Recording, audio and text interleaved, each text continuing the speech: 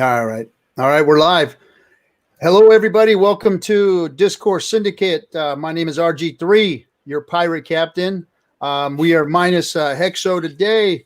We're minus Litecoin Moses. They both have commitments, baby birthdays and work and whatnot. So we're missing them guys today. But we have some guests on and people from the Hex community. We got a bunch of smart guys today. And one of them's MIA, but he should be here in a little bit. Who we have here is Patrick. Patrick, how's it going, bud? Hello. Thanks for coming on. We've got Crypto Vince. Vince? Hey, you got any more light there, Vince? We can't see you. Or are you trying to hide from the... Oh, it's just, I don't like opening the blinds in my room. Crypt creature, is that what you are? Yeah. You got to get it in front of you, bro. Behind you is just going to make it worse. That's all right. You can just turn it off probably. Yeah. But anyway, yeah, we're trying to show our faces just so that show everybody we're not scared, right? Yeah. Let the crypto community know who we all are. It's cool to be on Telegram. It's cool to be on Discord and all the other channels, but then getting to see people's faces, seeing their personality. It's hard to communicate and chat and get to know everybody. So that's what the syndicate's going to be about, is just everybody who's involved in Hex is going to get a chance to come up here, let everybody know who they are, if they want to, of course. But if you want to be anonymous, that's fine. But we got Crypto Vince here, and then Firebun is supposed to be joining us. He's not on yet. He may be having some tech difficulties or whatever, but we'll go ahead and kick it off. Patrick, you want to get us started and let us know who you are, what you're doing here, and what you want to come here to talk about Hex? Yes, of course. So I got involved with the Hex project since the beginning. I got a bit lucky because I wasn't following Richard that much in 2019, but like in the middle of here is Firebun, right? Hey, no, hey, Firebun. Hey guys. Hello. Perfect. Let's go on. And then I just watched all of his videos and got into the Hex code, and it was like digging in a rabbit hole and digging deeper and digging deeper and digging deeper, and then like talk about it, and everybody was just shit talking it like Richard might be the next BitConnect thing or something like that. But it's where, I mean, the more you dig into the code, the more you see it's just a finished few products, and that's what I like about Hex. And got in. Right on. Thanks. Hey, Firebun joined us. How you doing, bro? Doing all right, man. Sorry about that. I thought it was at 3 a.m. That's why I was 12 hours off. Oh, so that's all right. That was we had a problem with when we put it up on the YouTube. We had the times and everything right, but the streaming platform was sending up a different time, so it showed a different time to everybody. I tried to put that in the Telegram channel, let everybody know that it was actually going to be coming on right now. So, but anyway, I know you did last show, but tell everybody who you are, Firebun. Sure, yeah. So my handle's Firebun in the Telegram channel. I'm a software developer. I kind of just work on a ton of different Hex stuff lately. Hex Vision, Uniswap.hexvision. Made those, and then just some random API endpoints for like Coin Paprika, and I've worked with CoinMarketCap and tried to work with CoinGecko. But that does bring up a topic of like it's been difficult to work with these people because a lot of them don't want to give us any favors, really. I mean, it's been difficult to find people that are willing to treat us like other cryptos, I guess, just because of all the controversy around the coin, which is annoying. But well, that's another thing that we want to do here is kind of quell some of the controversy, knock down some of the FUD, bring some seriousness and some credibility to the community, instead of being shined in the light of being a bunch of Kool-Aid drinking, Richard Hart, followers and like he's some supreme leader or something. I want to call bullshit on all that. Let everybody know that the people that are in Hex are actually fucking smart people that read the code, that read what the coin was about, studied it for the last few years, understood what was going on, listened to what Richard was saying about what he was doing versus who the hell he is. And that's why we're all here. That's why we're excited about what we're doing. And we're excited about what's happened, what we have as the community have already created. All the other YouTubers that are out there that are helping the Hex community out.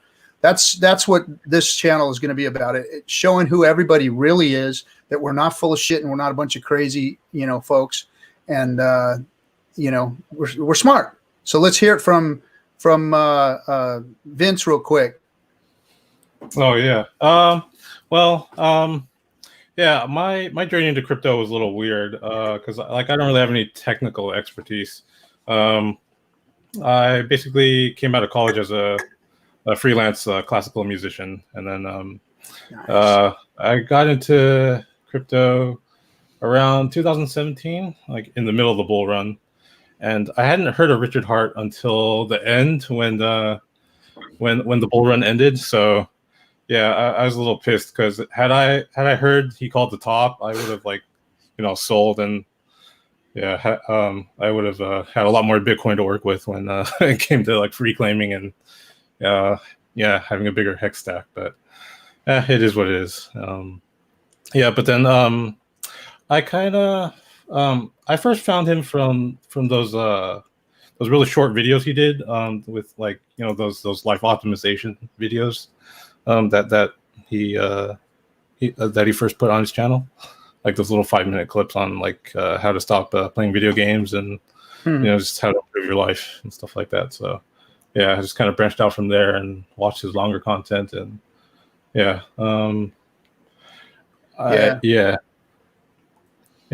that's pretty much it. Right on. Yeah, that's another thing that a lot of these folks don't know about Richard is that he put out a lot of self-help stuff. He was trying to get people off video games, talking to people about playing cards and gambling and getting off of the addictive stuff. And so he spoke a lot of truth, and he never had he never asked anybody to pay him for that stuff. Yeah. No shilling, no advertisement. Nothing. Turns off all monetization on his channel.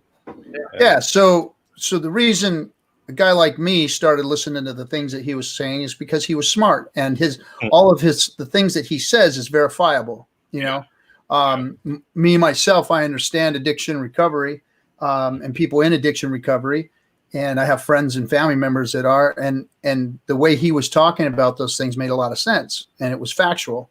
So his credibility in the crypto universe was tantamount to my actually digging into what he was saying. And as I dug in, those things were true and fact-based.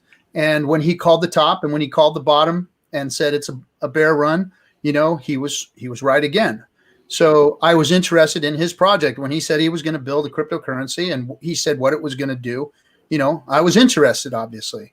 And every time he put some information out there, you can go out and verify it and see what he was doing. And that's what added even more credibility to the project and what got me involved and what got me involved with the community and even trying to put stuff like this together. Why would I waste my damn time doing stuff like this if I didn't believe in what we were doing, wanted it to get out there, and give Hex a bigger voice, So that's what you guys are here for. Firebun, would you elaborate a little bit more on? So you're a very technical guy. You've built an awesome site it's got so many. I crawl into the rabbit hole on that thing all the time, just looking at stats and looking at stuff. Very, very cool. And I know that's more of a core type product where you can actually kind of break it down or whatever. But you're a technical guy and you're out there in the world of Hex, on fighting for Hex on Hex's side. With the exchanges and with Coin Paprika and CoinGecko and CMC. Tell us a little bit more about what you're running into, what's happening out there, and let's talk about that FUD a little bit. Okay, so I don't have any prior experience trying to get coins onto these sites or to update statistics for them, but for CoinMarketCap, they have a fairly streamlined process where like we get a new exchange added, submit a request. As long as you provide a link to like the token specifically, they get it added really quick. But the problem with CoinMarketCap is kind of specific to just CoinMarketCap, where they have that top 200 segmentation ranking system where they don't exactly tell you what they're looking at. Well, they tell you parts of it. They tell you they look at liquidity, they look at bid-ask spread, they look at volume, they look at what exchanges you're on. And for HEX, we look really good on those metrics. Maybe the one that we're lacking in is liquidity, but that could be because it's not tracked on Uniswap. The problem, Can I stop you and ask a question on that? Sure. Is that because they just don't want to do it, or there's a difficulty? And I don't know if I'm even using the right vernacular, but is it the APIs that they're having problems with, or they don't track, or? So they only just recently added Uniswap to tracking at all. So they track volume and they track price. And the thing with Uniswap is they don't have a standard order book. So they don't get like standard liquidity metrics that they would otherwise get from an exchange. But that's where you can create like that synthetic order book where you're like, if I did a purchase order of this much ETH, it would move the price this far, and then this much ETH this far. So you can create a synthetic order book, and they have that available now, but I'm not sure if they want to re-implement it themselves or they need developers to look at it. So I handed off what I have created for the order book stuff, and it's in the HEX community repo as well. So I just point them over there, point them to the API. But once it gets past that support person that handles the ticket, I basically never hear back again from them. So maybe they'll work on it. I don't know. But yeah, that's kind of where we're at with CoinMarketCap is they don't want to tell you how to get into the top 200. They treat it like how Google treats their search engine algorithm, where they don't want to tell you how to beat it. Priority. It's proprietary. I mean, Gotcha. Well, yeah, I mean, we've all kind of understood that was the case with CMC. I mean, anybody who's worth their salt in crypto doesn't really rely on CMC to give them their data, but we know that everybody knew the new onboarders, everybody goes to CMC to get their data, and that's what we're all about in the crypto world, and is bringing on more people, bringing on new money. We need new money into the sphere, and if we don't get that and it doesn't happen in a mass adoption, then we're never going to see crypto do the things that we want it to do. Supposedly the reason we're all in it, we're in it for the tech, right? We're in it for crypto to help decentralize the banking system, decentralize our money, kind of put a foot on the neck of the Fed, and to change currencies. But until there's mass adoption, it's not gonna do that. So these kinds of things and people seeing the proper information easily is what's going to be key, is my guess, but things are getting easier, especially for onboarding. Like, has anybody used Wire yet? I haven't tried it yet. No. I used it the other day, and it worked well. It worked really well. I simply went into MetaMask. I hit deposit. I clicked on the Wire link, and made a purchase. Crypto went in like that. I mean, it was as fast as an Ethereum transaction. I had my money in Uniswap. I was changing ETH for HEX within, a matter of 6-7 minutes. It was that fast. However, went back in, tried to do another purchase, increased the purchase a little bit, and it throttled me down to a certain amount. And even after it allowed me to put in that amount, it didn't let the transaction go through. So I don't know what happened to Wire, but it didn't allow me to make the transaction. And it was a little more. I had posted on Telegram too that it was fairly cheap, but I didn't see the the right amount. I think it's like a 3%. It's almost 3%. So it's a little steep too to onboard fiat in there, but it's easy if it would work. So I don't know if they got slammed, if they don't have enough personnel right now because of the COVID-19. So that might be part of the problem right now. Or their network might be gummed up because everybody's trying to buy a hex on there right now. Because it was during during a little dip there. But so it was gummed up, and I haven't been able. The other problem is that the purchase that I did make is all held up at my bank right now. So they took the funds. It's a pending transaction, but the bank told me that transaction was canceled by Wire. So just a little warning to everybody, let them know. I don't know if it's an issue with Wire right now or if it's their system itself or what, but it was, man, the first transaction was bam, right on. Didn't have to do anything. Right to my MetaMask, right to Uniswap, and I was in Hex like that. Yeah, so that's important because that's how it's got to be. I've onboarded a few people that they weren't in crypto previously, and it's just like once you get past like 3 steps, it's just like too much that they don't want to do it. Yeah. Especially when you're dealing with another exchange like Coinbase. Right. So I'm like, okay, you got to sign up for Coinbase. So probably need your license. You might have to wait like 6 days to get the money. Forget it, too. You can do a debit card buy there, but they also charge 2.99%. Okay. So that's comparable to Wire at least. But Wire was instant. Right. And straight to MetaMask. That makes sense. I'm onboarding with Bitpanda or with Bitstamp, and then it's like the first step. Like I show them how the exchange works and explain that this is just the point of exchange. Like don't let any cryptos on there.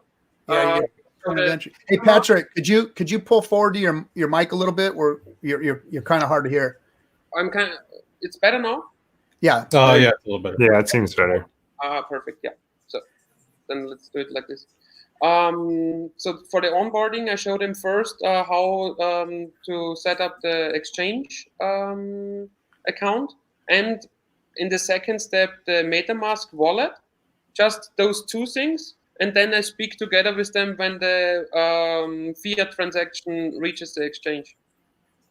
Because then you only need 10 minutes, You have euros on the exchange. You only need a couple of minutes.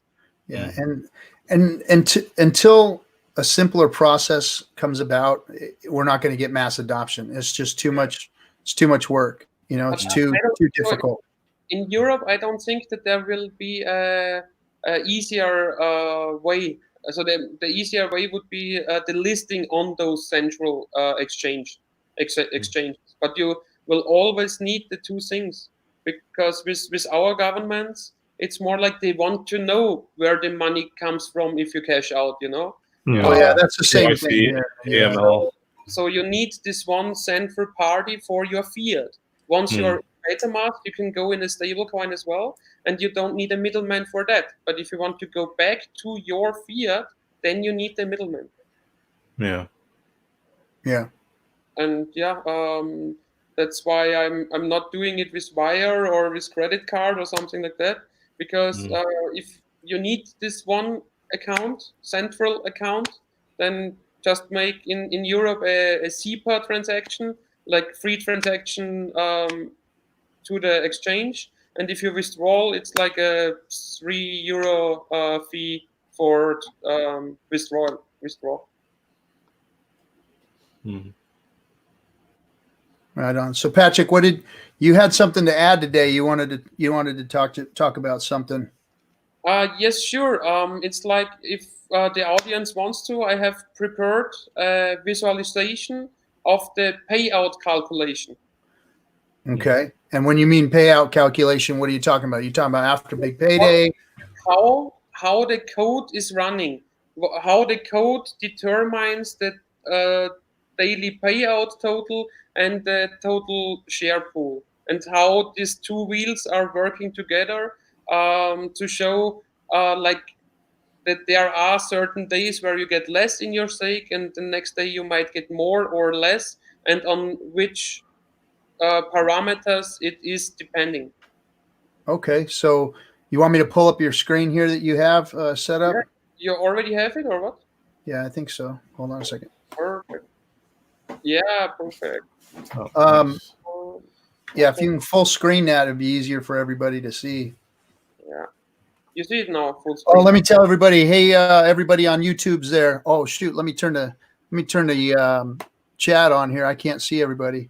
Hey, yo, shout out to everybody. Roger, Lee, Tiago. We got Jeff's on there. Who else is there?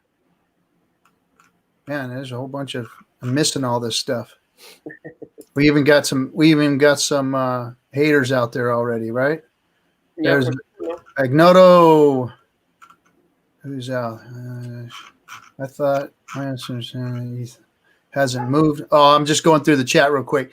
All right, that's turned on. So anyway, like, comment, subscribe, guys, and get the word out so that we can get everybody recognizing the Hex community a little better. That's what this is. This is your channel, basically. We're not shilling anything here other than the community and what everybody's input is, and trying to put a face on the real people that are involved in the project in its inception and who and what we're really all about.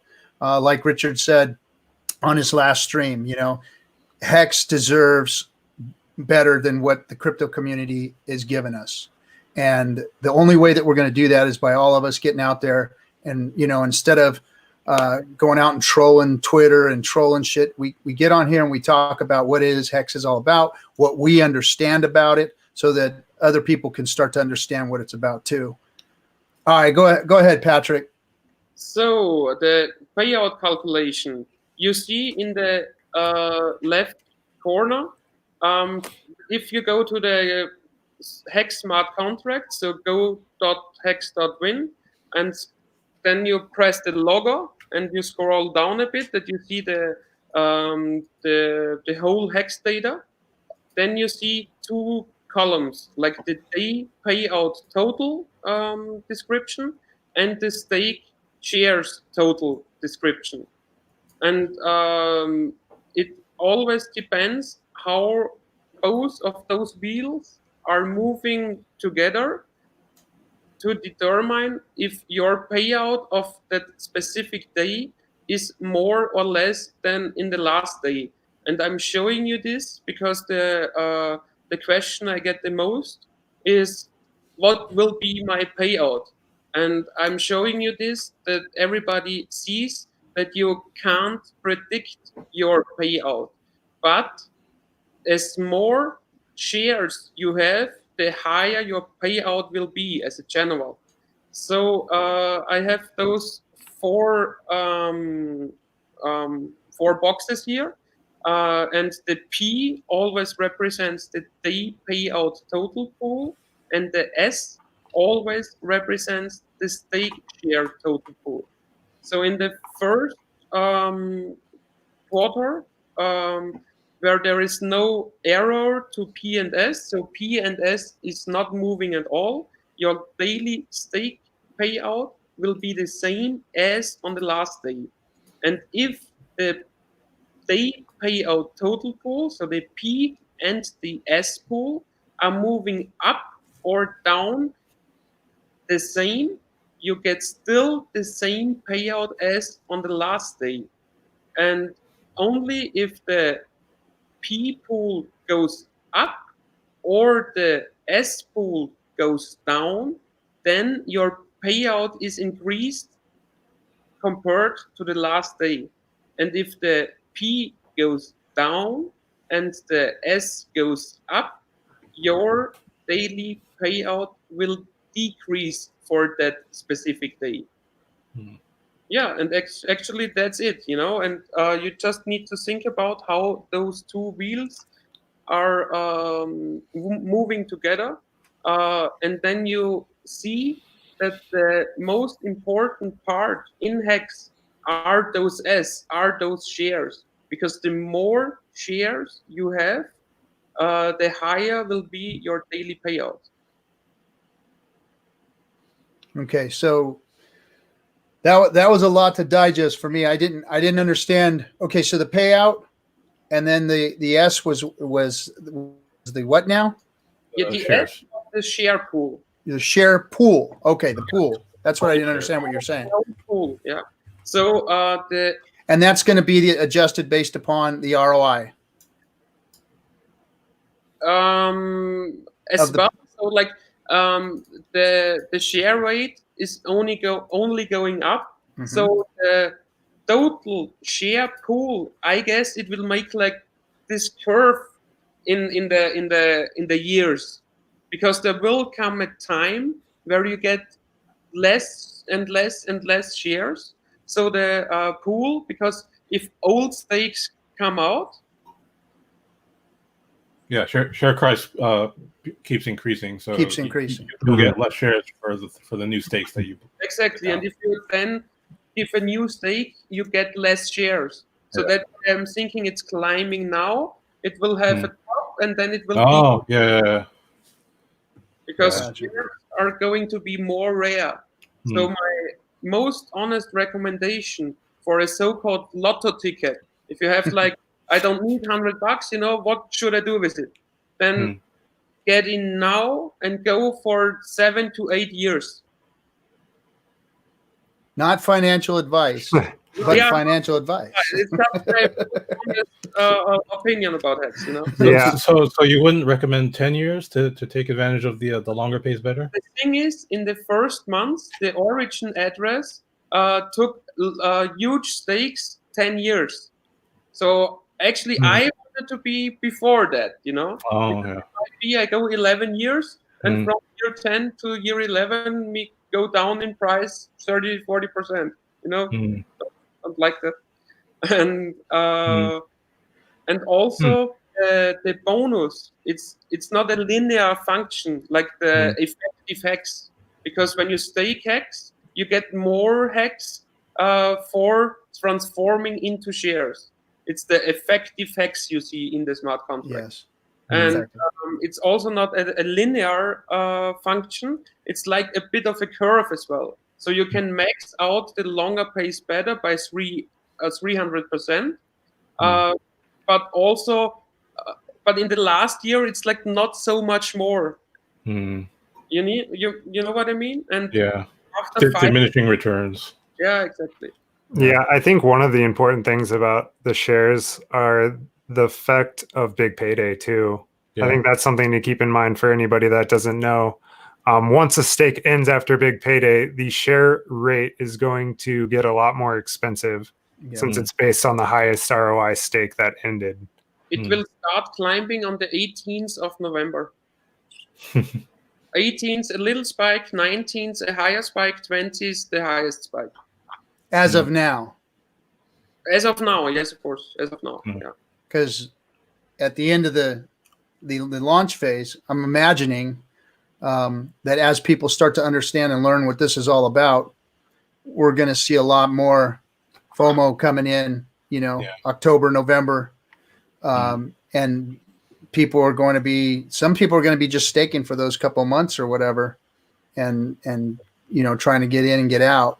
And then, of course, I mean, if they stake longer, it's not going to affect those early months. But small stakes just over the big payday in a small time duration won't give you a good bonus, because the bonus is determined based on the shares your individual stake has. And so if you enter a stake like in the beginning of November for a month, this stake will not give you lots of shares. No. So the big payday bonus is not giving you much. Yeah. Just a few percent, I guess.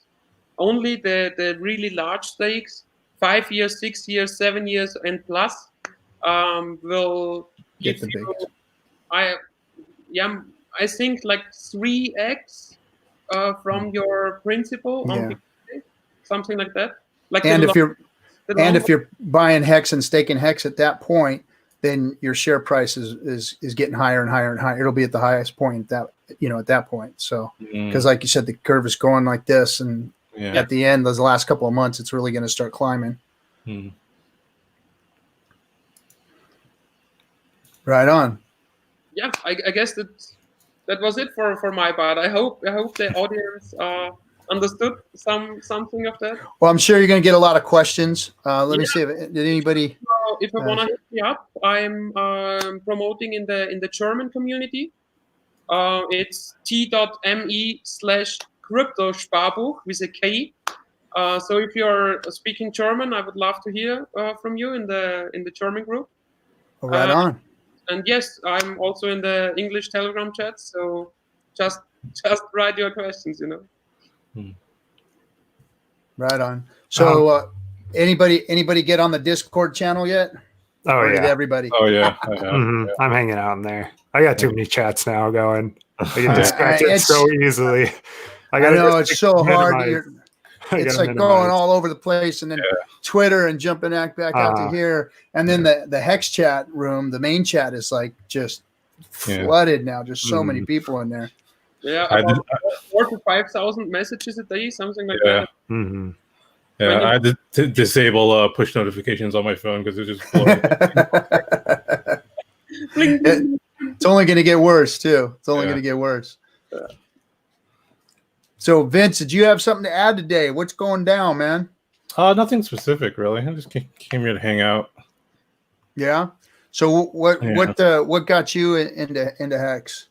Well, like I said earlier, I basically, I mean, 2017, like, it was good for everyone. You could just like throw your money into any little crypto, and you came out in December like with mad gains. But then I pretty much just held all the way down and all the way through 2018 and 2019. So I was pretty excited when I heard about Hex, and I just liked how Richard was transparent.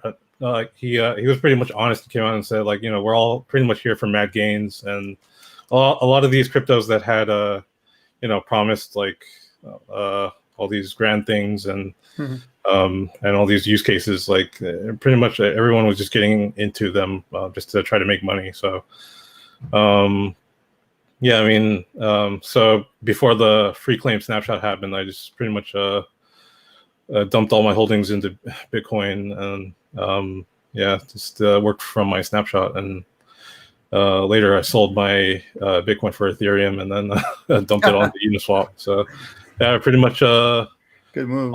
Almost all into Hex right now. Because you're probably up a ton now. Yeah, I'm actually up multiple from even the height of what I had in the bull run of 17. So yeah, nice. It's been working out pretty well so far. And it's not any idiot can figure out that we're all up right now. Anybody who got in the last few months is up. Unless you got in like 4 days ago, you're up. Yeah. There's really nobody who's down in Hex right now. Yeah. So, but you were saying that in the bull run of 2017, that brings me back to what I was talking about at the beginning of the cast here was that everybody could just throw shit at the wall and make money. And so that's where all these YouTubers came from. So I want to explain something to everybody out there. These guys that are out there talking all this big shit about Hex and talking all this big shit about all the crypto shit that they know, they all started a few years ago in this game.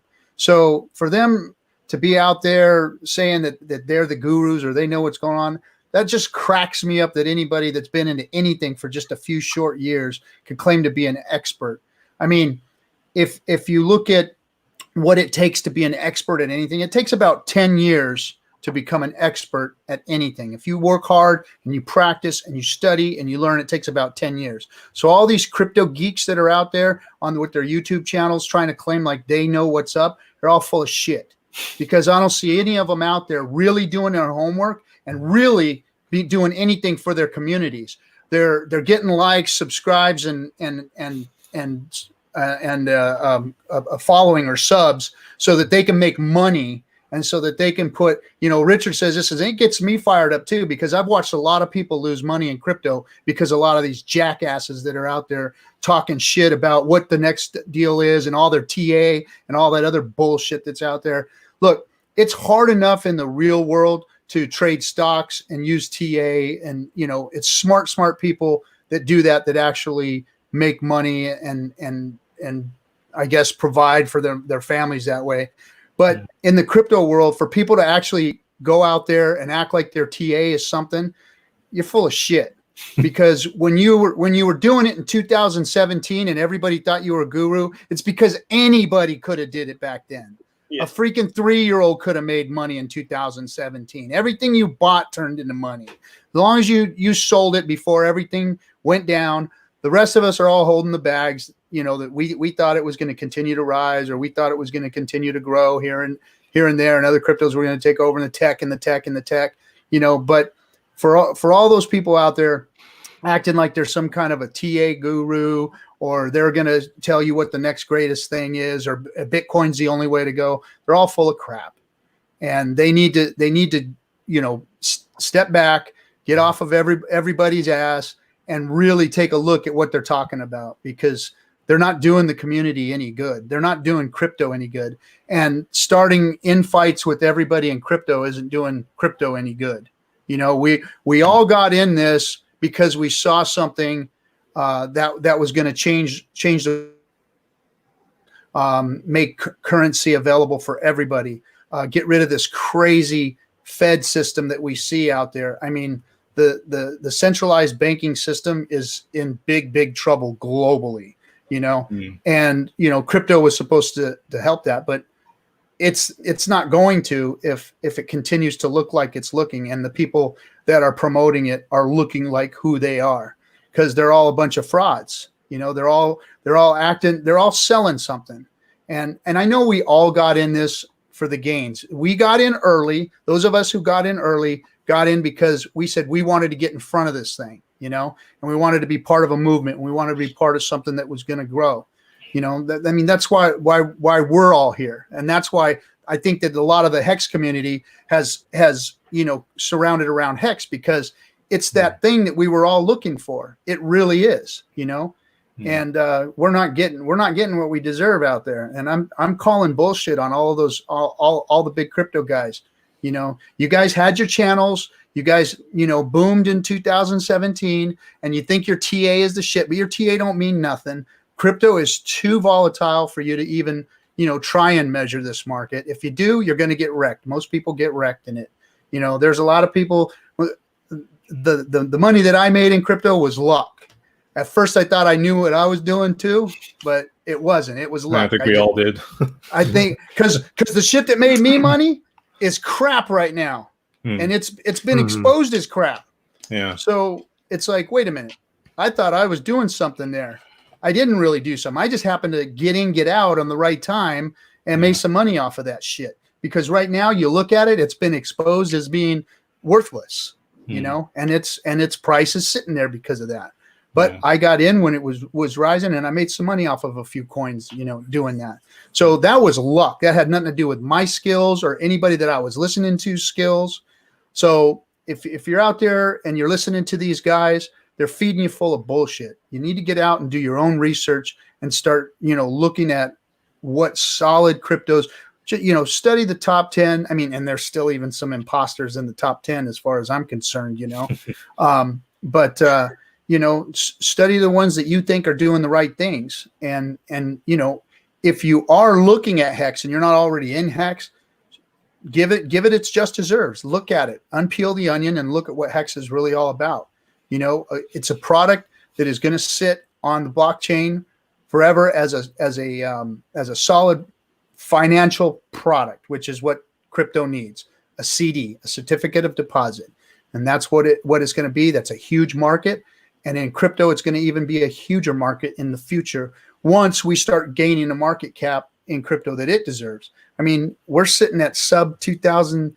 Well, I mean, we're right at the levels that crypto's at right now is right at we were talking about it before the show started, was the market cap is right like, I would say it was like September, October of 2017. It's right back up there again, you know? So it's looking like we've got some outside money coming back in, and the market cap is starting to grow.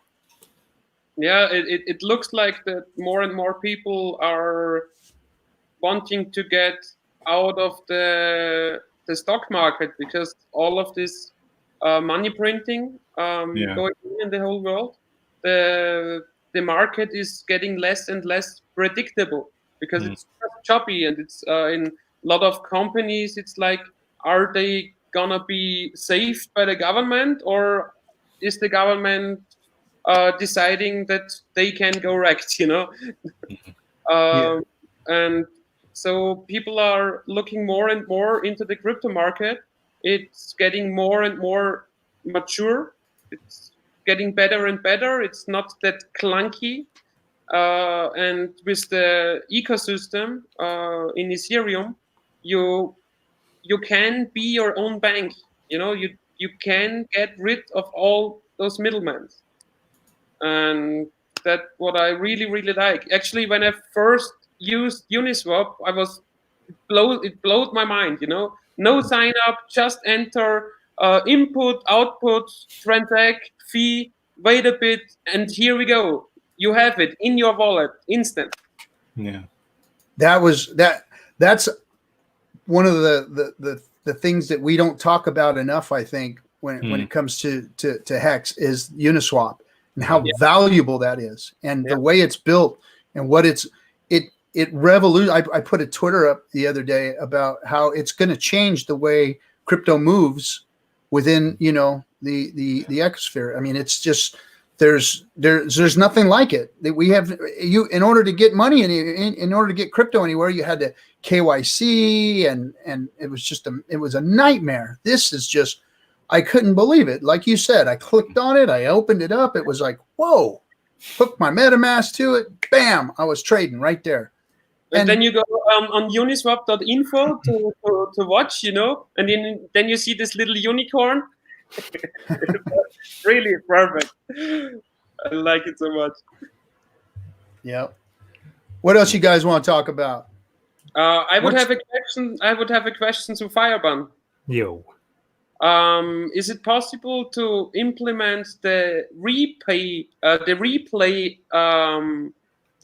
thing which TradingView offers? Mm-hmm. You know what I mean? Yeah, no, I thought about this. I think it is possible. It's just there are other priorities, and I think getting more people to look at the charts is kind of more important at the moment. So something that I'm actually running right now, like while we're talking, is I've got the synthetic ETH pair. I've got the historical data being written to the database, and I'm going to start creating TradingView charts for the other Uniswap pairs, because then we can start getting other Uniswap users to look at the charts, and we'll have a nice Hex banner on the site too. Referral, of course. And so, I mean, I think there's a possibility for us to get kind of a foothold there and get some more eyeballs, because the TradingView chart is very nice. I have it open all the time, and I can only imagine anybody else that's using Uniswap would probably like to have that as well. So that's something that I'm working on right now. I'd like to maybe get like 3 or 4 more pairs, and then I actually bought the domain uniswap.vision, so that's where we're going to be heading. Nice. Yeah, so that's kind of my priority at the moment. Another cool thing is I started getting the transaction history. So you know how on uniswap.info you can see people's transactions going through. You can see the amount, the address, then click over to Etherscan. I'd like to get that added too at some point. Oh, nice. I think Richard mentioned some sort of profit tracking, perhaps, where you see an address where they got in, the price that they got in at, and then where they got out. So you can kind of get the differential between the two. I think there's a lot of cool things that can be done. But I'd say in the near future, I want to get more pairs so that way we can get more people looking at the charts, and then get more people looking at the Hex charts in particular. Now, not to back up too much on what you guys just said, you were talking about some kind of a replay. Yes. I didn't catch that. Oh, Could you guys explain that real quick? Yeah. I can show you real quick. I show you real quick. Well, just explain it so that I understand what we're talking about. Here we go.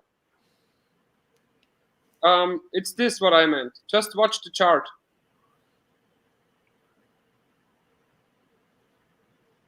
You see that, or? It's still loading. It's loading. So what it allows you to do is like go back to a certain point in time and then replay the price history or the price action. So you can, yeah. Let's see if he has a sample. Yeah. So just to give you a picture, you know. Yeah. So anyways, you can go back in time and basically the price history from that point up until current time, you can like make it disappear and then look at the chart at that current time and be like, okay, what do I think the price is going to do? And then play it forward. What do I think it's going to do? Play it forward. And it's just like another tool. Right on. Was that, Patrick, was that your chart that you did all that charting on? That was my chart. That was the Ethereum chart. But you made all the lines on it, right? You did all the TA on that? Yeah. I make the chart totally clear, just white and black, and then I make my own drawings. And you look like a disturbed individual, Patrick. Wow. That looks like a lot of work, man. It looks like a lot of stuff going on in your head. Yeah, I mean, I wanted to get the best price, you know. And back in February, when we had the top, I was like watching pretty close where might be the bottom. How'd you do? Yeah.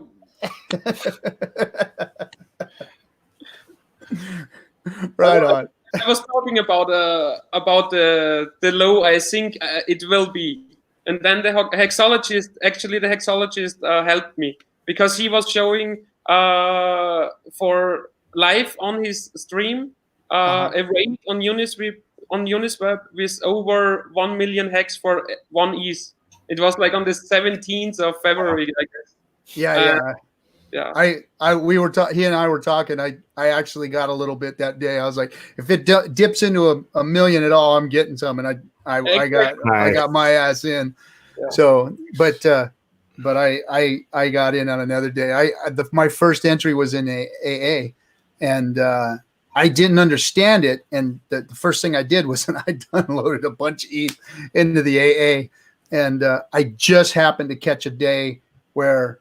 I think it was day 64, where if you look at 63 and you look at 65, they were both low days, and I caught the bigger day, of course. Oh, nice. And so I just looked at it.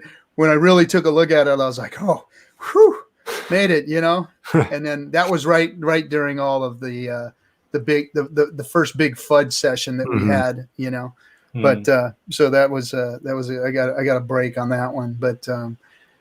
I don't try and, you know, anytime I see a dip, I got some the other night. That was a dip, and we all did well because we're back up again.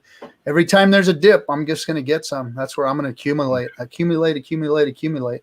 Now, since you seem both you and Firebun seem to be trader types that understand some of the TA out there.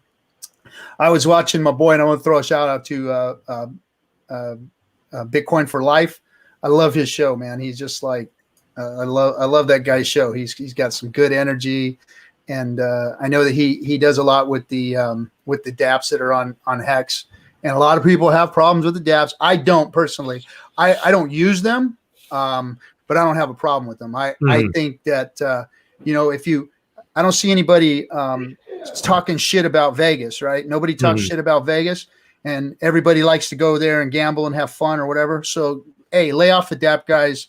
They're just having fun. They're just doing what Vegas does. So anybody who has anything to say about them, screw you, because they're a good thing. I think they're good. I mean, it's just adoption. People are going to play games whether you like it or not. The only thing I don't like about it is when they come in the chat and like start people. They're like, yeah, the default stake, you want to go through HEX too. Well, hey, man, anytime you go out there, Vegas is trying to sell you some bus going out there or some cheap air flight. So I don't see anybody complaining about that. So just deal with it and realize it as part of our deal here, part of our community. Because, hey, look, we all got to get together on this thing. And I really like the brother. He's got a good show. He puts out good information. And if you looked at it today, he actually did some TA, and he wasn't just playing around. He turned on a different voice. He had a serious voice on, and he was telling you guys, look at this thing. Now, does anybody know anything about what he was talking about, the double top? Or an M pattern, he called it, I think. What chart are we talking about? Or what? Yeah, what chart are you talking about? You know what? I couldn't even tell you what chart he had up. I watched it in passing this morning. If you looked at his YouTube, he had a chart up that shows. Well, I mean, all the charts are kind of the same right now, and if you look at it, because I don't see a double top. That's the only thing. There is like not here. I don't know if he was looking at the 1 hour. I can't remember if he was looking at the 1 hour chart or what. He was talking about an M pattern. I don't know. Yeah, it's not. I mean, double top's a pretty basic pattern. The thing that I kind of figured out after a while is like, I thought I was good. So you start off like you don't know anything. Then you think you're good because like you're making some profit, and you're like, I'm the one that I'm good. Like you're like, this isn't lucky. I'm actually making like sweet calls, calling tops and bottoms. But then once you start losing, it's like, okay, maybe this is random. And one thing that I kind of put into perspective for me was I tried to turn my trading strategy into rules. So like try to program a strategy and backtest it. Man, it's not good. So if you take a strategy that you have and turn it into code and then try and run it over historical data, it doesn't work as good as you think it does most of the time, because there's just certain scenarios where it's like the whole environment is different than the current time or whatever algorithm you're trying to run. So that's kind of what I learned over time. I don't trade anymore, and I really like that about Hex, because you just pick up a bag, and my trade is to send it out for 2, 3, 5. That's it. Determine how long and just let it run. Yeah. The great thing about Hex, you just you don't have to trade. You just stake and pull it out when it's ready. Yeah, I'm too old to play games with my money, so I don't even go to Vegas anymore. But I that's what I saw it as. Is it's a place where I can take all my old crypto bags and stake them and put them away and gain some interest. I mean, I never expected the gains that we've already gotten. I don't know if any of us did. I thought as I started to look into Hex more that we definitely see some good gains. I didn't think anything like this quick and this solid and steady. I always joke, I'm the pirate and R is my theme, but it's the pattern that this coin is making.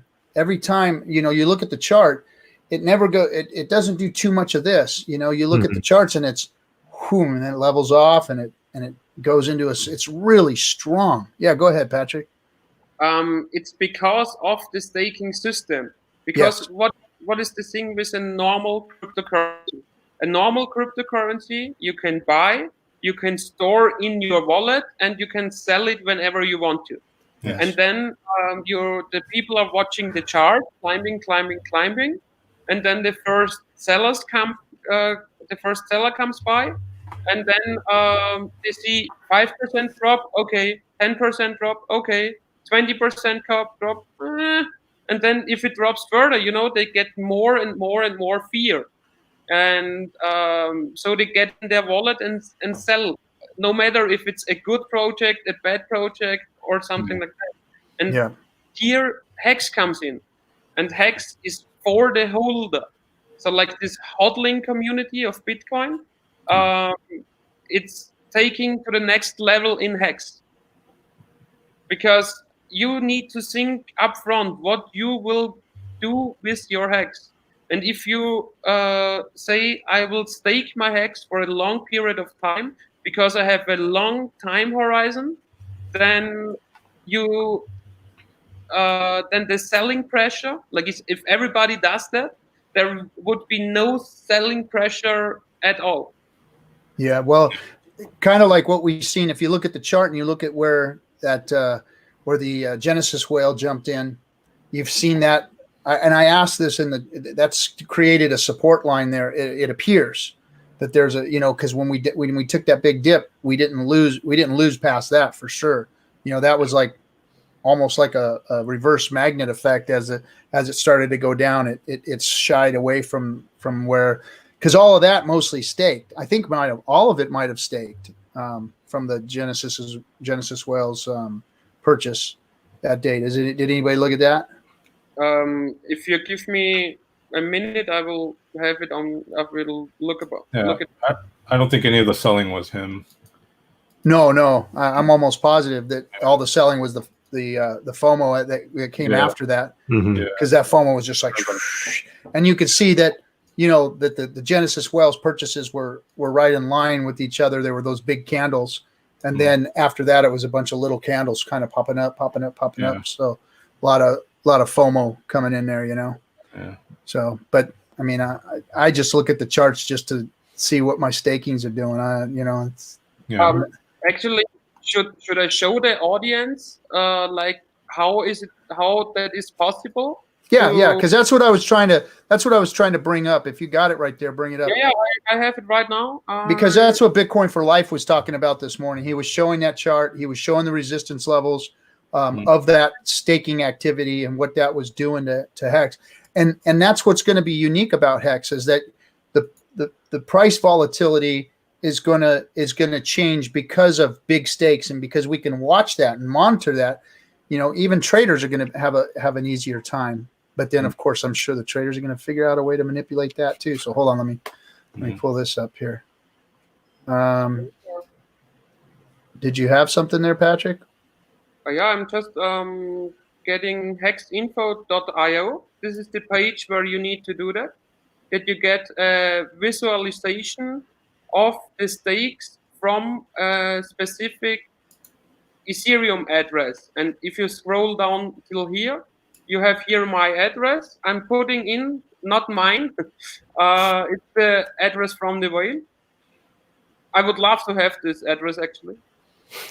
And where we are? Here, loading graph.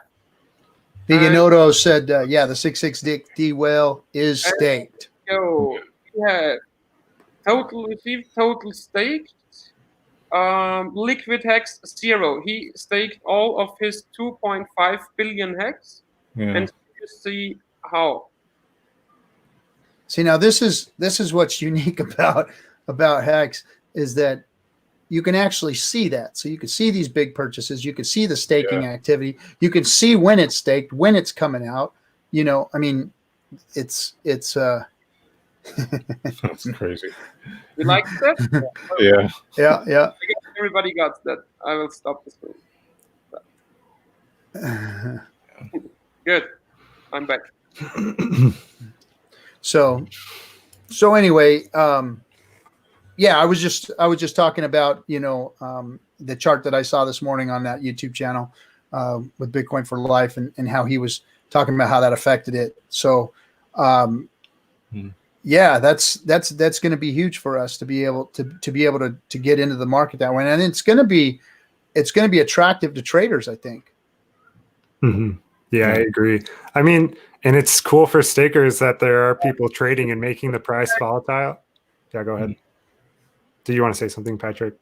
So to tell you a little secret about the whale we saw right now, in his wallet there are still 6,500 Ethereum. Oh, damn. So, and that's old Ethereum, I don't too, know right? what, That's dusty, crusty old Ethereum. But what I was saying was the stakers will earn when the traders create volatility just because of the emergency in stakes. I mean, that seems to be what's happening, where we either have a high increase in price or a decrease in price, and people just eject out of the system.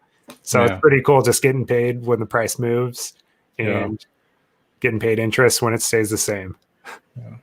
Okay. So something else I was going to ask, and I think I'm almost positive Litecoin and myself were talking about this.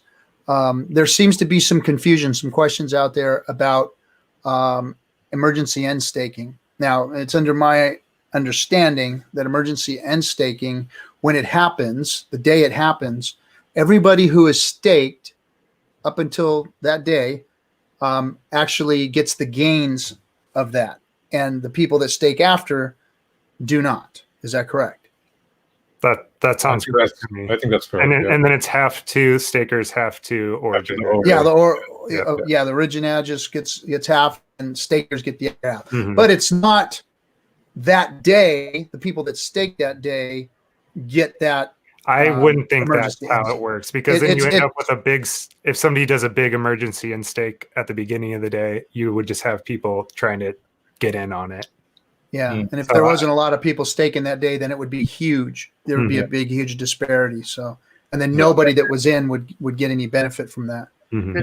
The thing how it works is that the total daily payout is increasing over the day, and when the AA rolls over, it spreads it out, or it spreads it out at the timestamp. It's all working. The code works with timestamps.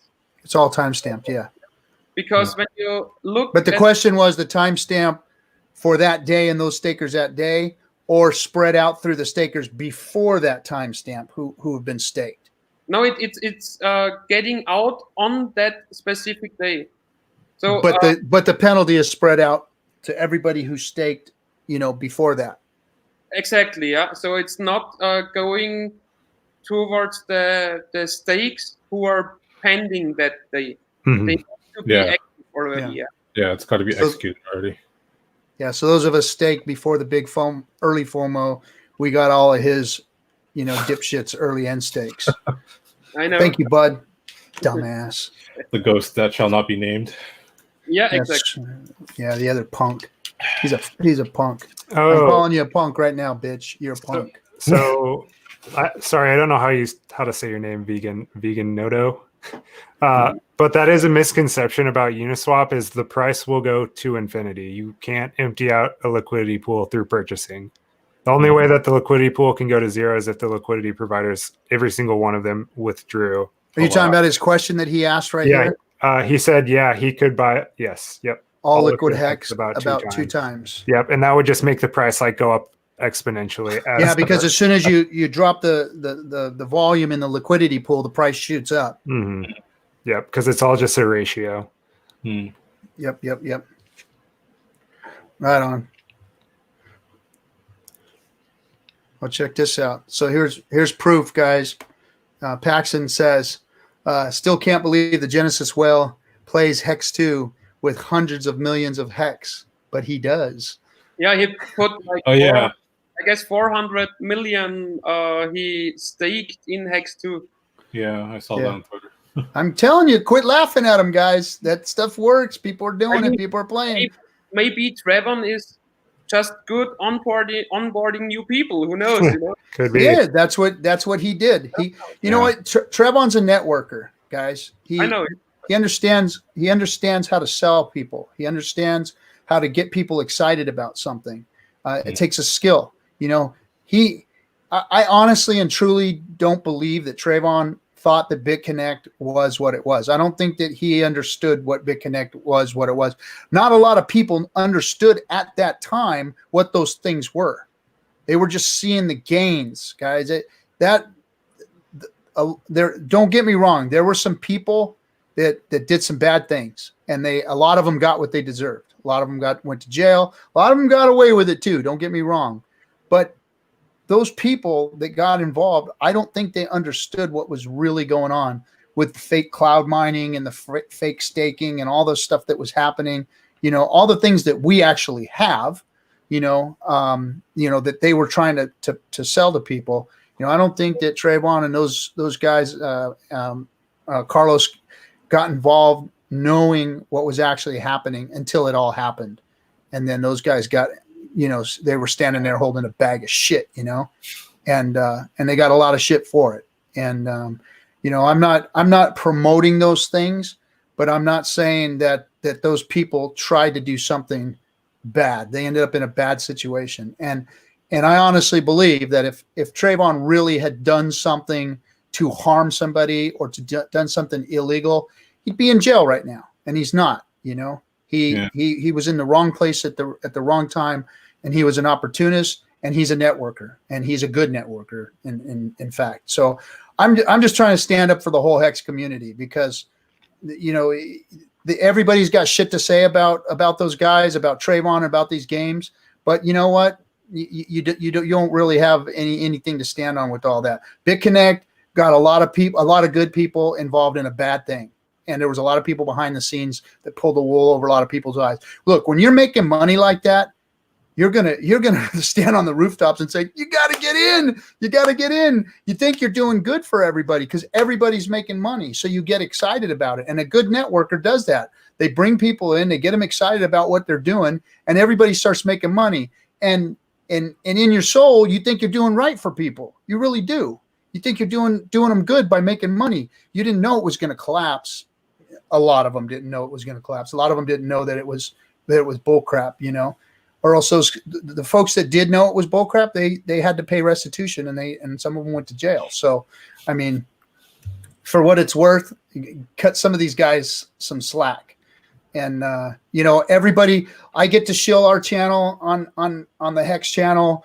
Hexo gets to shill his channel. Everybody gets to shill their stuff. You guys get to shill your charts and all of your websites and all that. So cut the guys some slack over there at Hex2 and HexMax and all those other dApps that are on Hexing, and let them shill their shit. It's okay. People who are going to get involved with it are going to get involved with it. I don't see anybody getting ripped off, with those things. So it's gambling, though. I mean, that's what it is. Not financial advice, but it's gambling. You could win, you could lose. I mean, that's if you want to speculate, then try it, but try it at your own risk and mindful. Don't put your long stakes in there. Maybe split it up. Just try out the different options. Yeah. I see people are making some. I have a hard time saying his name too. Veganoto. He said people wouldn't call Hex a scam so freely if there wasn't stuff like BitConnect. Well, listen to this, buddy. So check this out. Hex was built with all of those things in it intentionally to look like a scam. So you can thank the developers and the originator of the project for putting all those things into it and making it look that way, because they're there. And all the things that were in BitConnect are there. All the things, but Hex is actually going to deliver on the things that it says that it is, and those other projects didn't. It already has, because we already have a finished product, 100% uptime, and no issues whatsoever in the code. Yeah. Or do we, Firebun? I mean, I am not that technical that I can read it line by line, but I don't see any problem. Yeah. Here's another one. Talk Hex is putting this out there. Hold on a second. He says, the games are encouraging long staking holding periods because you need to wait a long time to reach break even. Good thing for Hex in my books. So I guess, and I don't understand the exacts of these games, but I think, you get in, you have to pay a fee to get in, and you have to pay a fee to get out. So in order to break even, you have to be in there for a certain amount of time. So if you're not in for that amount of time, then you lose by getting out. So, getting in, staying in, and then taking your divs as they mature or whatever until you get your initial buy-in back. Then you're just kind of making money at that point, or making Hex. Let's just call it making Hex at that point. So, I mean, again, not me, not my cup of tea, but definitely not something that I'm gonna, thumb my nose at. Yeah, me neither. The only advantage compared to other games like that, compared to other speculation like that, is that in those games you can stake the Hex as well. So by staking the Hex in those games, you earn as well. So the time when you can get out without a negative return on investment is a bit less than with the other games which are based on other cryptocurrencies. Yeah, and you're making hex. I mean, Yeah. so I mean, if people are into that kind of risk, then hey, more power to them. They're making gains. I see Bitcoin for Life pulling his gains out all the time, but he's a pro at those games. And anyway, what else we got going on over here? I saw somebody who commented something, asked you a question, Patrick, and this is what's cool about like stuff like this. We can play around and do stuff like this. Somebody asked if you have a price prediction, Patrick, after a big payday. And it's pretty easy. It depends how much the FOMO will be before. Actually, if there is huge FOMO before, I also believe that Hex can drop 80%, because it won't be still healthy. If it's like such a rise before the big payday, it need to come down to a certain point. Because nothing in this world is going up forever. Yeah. It's possible. No, nothing does. I mean, look at the traditional stock market. Everybody thought, oh, it's just going to keep going. We had 10 years of gains, and then in a matter of a day, it wrecked everybody. It wrecked them all. And that whole situation, if you look at that situation, in the U.S. and in the stock market, we had the longest run ever. Then we gave all the corporations a big tax. Well, we gave them a big tax cut. So they took all that money and they reinvested in their own stocks and pumped it one more time. Yeah. And then over the last year, if you look at the situation, look at the facts, these guys all exit scammed. All the big CEOs of all the big companies, they all retired last year. So they all retired, and then this year dumps. So they walked out with their golden parachutes. And so you want to talk about exit scam? Look at the traditional stock market and what they did. That was a huge exit scam. And nobody's crying about it. Not one word. But the whole crypto community is jumping on Hex. You stupid fucks. I'm looking forward when the first fiat currencies will collapse. I'm sure that there will be currencies. I'm not sure like which. There are some of the list which might fail in the next years, like fiat currencies. Yeah. Well, it's starting. I mean, it's starting. It's there's already a couple currencies out there that are pretty damn well worthless. I think some in the African continent and some in South America. They've got a couple currencies in those places that are, I mean, they're wheelbarrowing the money around just to buy bread and milk, right? Yeah, Venezuela. So, yeah, Venezuela and but I mean, the thing that I've always said was, the dollar is, I mean, the dollar is the dollar. That's what all currencies are related to. That is the fiat. So it's not gonna, if the dollar goes, everything goes. Yeah. Everything goes. Nothing's gonna take over. Nothing's gonna be better than, unless it's cryptocurrency, which it doesn't have a leg to stand on either right now, because it's full of crap too. It need to be more easy to use than right now. So Bitcoin won't be a world currency as some Bitcoin maximalists are thinking, because it's not nice to use on a daily basis. Yeah, exactly. That's that.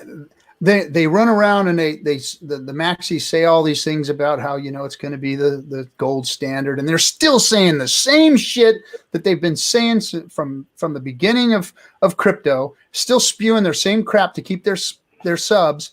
But there's no way to easy onboard people. There's no Bitcoin hasn't changed. Nothing has changed. The exchange situation hasn't changed. I mean, until now, until Hex and Uniswap and those things have started to come out. It's actually the first time crypto's ever changed. But all that other shit that they're all talking about is just, I mean, they're so full of crap.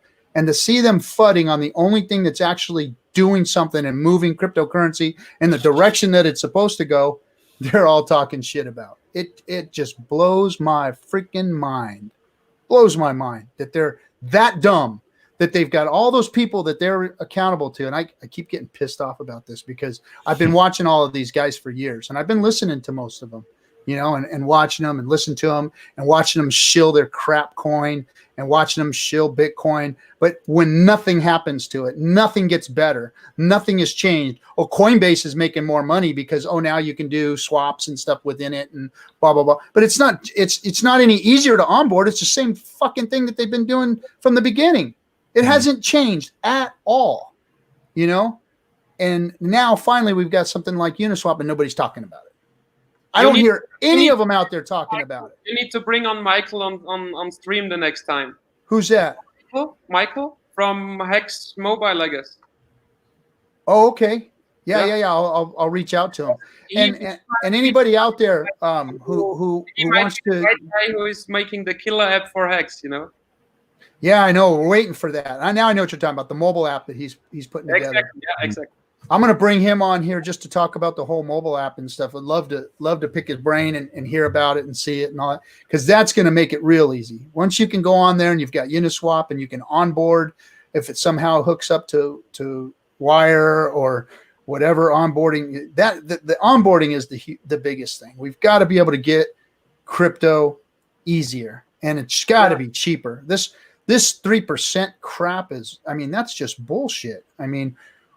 If you're paying 3% to swap your currency, that's unheard of. They don't do that when you go change your dollars into euros. There's a fee, but not like that. I think it's sad that we even are using like Uniswap and they won't even work. They don't even embrace us at all. And we are doing the most, I don't know if it's the most volume, but we have the most liquidity. We have the most liquidity. We have the most, I think we do have the most volume we're other than USDC. USDC might have used it before and onboarding them to Uniswap and how cool it is. But like thousands of dollars of transactions too. And that's how it's been from my perspective. Like Uniswap, MetaMask, CoinGecko, they're just like, there's too much controversy. That's basically, so like you'll submit a request, nobody touches the request. Like we had one for MetaMask since December, maybe. You bump the request, nobody replies. Go in the Discord, start tagging people that I know can answer it. They don't reply. And then finally, they just close the thread for spamming once it gets posted in our Telegram channel. Oh. So like that's kind of how it's been going for MetaMask and Uniswap. Is like they don't want to work with us, and it's sad because we're onboarding users to their platform.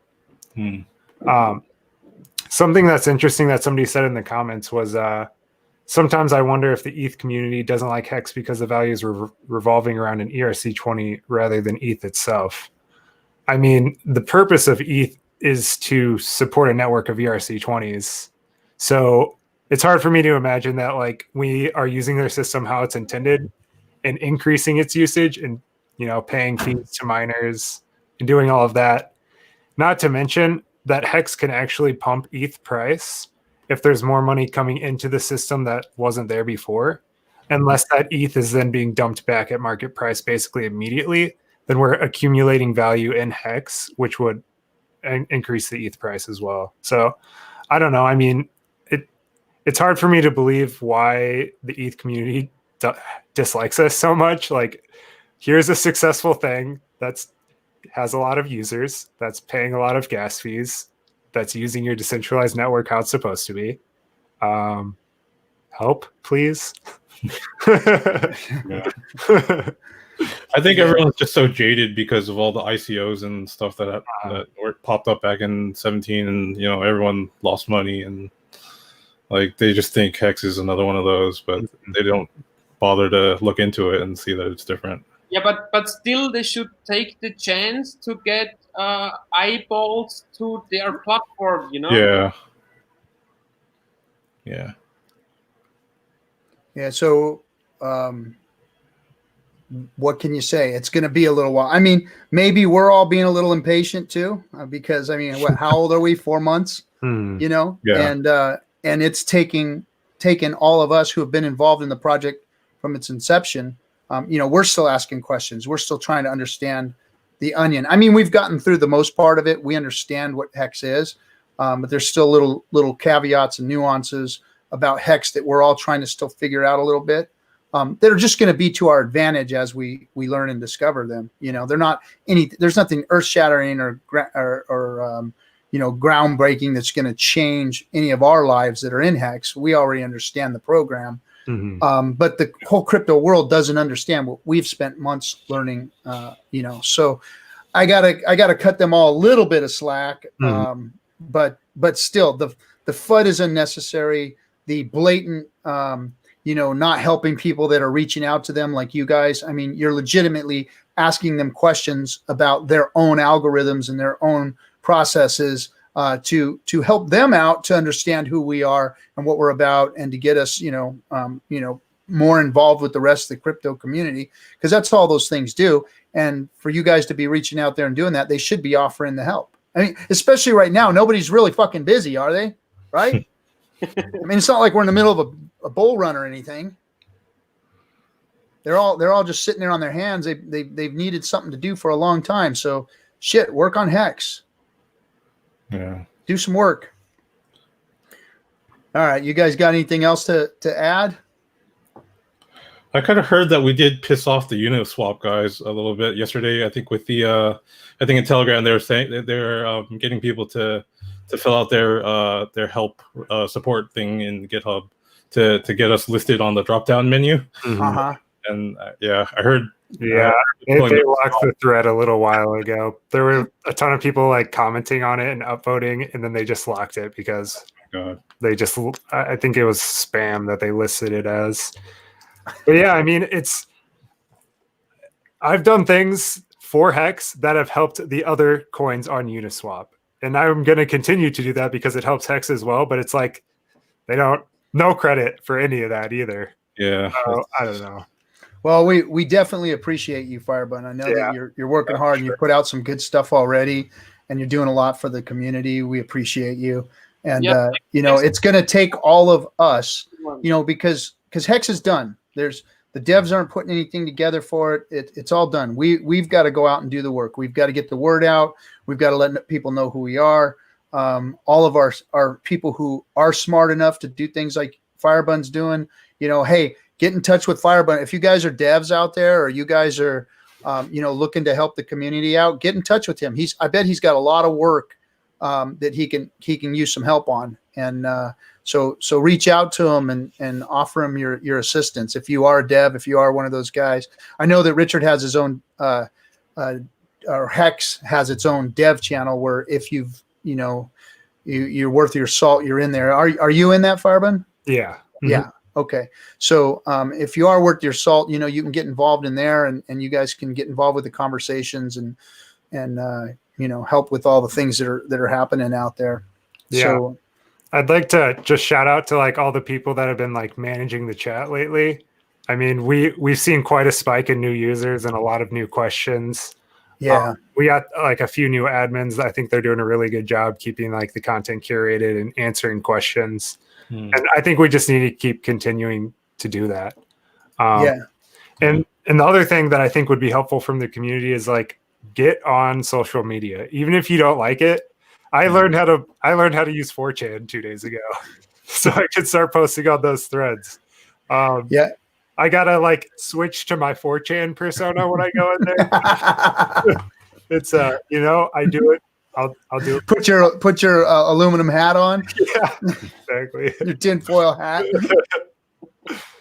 Oh man, I know. I'm 53 years old, and now I'm on Discord, and that's like my best impression of it. It's more like a gamer's type of communication channel, and so I'm on there, and there's all these different Decentraland stuff, and Litecoin kind of got me into Decentraland, and my son's a big gamer, and he's on there, and now he's embarrassed that I'm on there, but whatever, so I'm on a Discord, and of course I opened up a new Twitter for my Hex community, crypto folks and whatnot, and I've been banned by just about every crypto YouTuber out there now.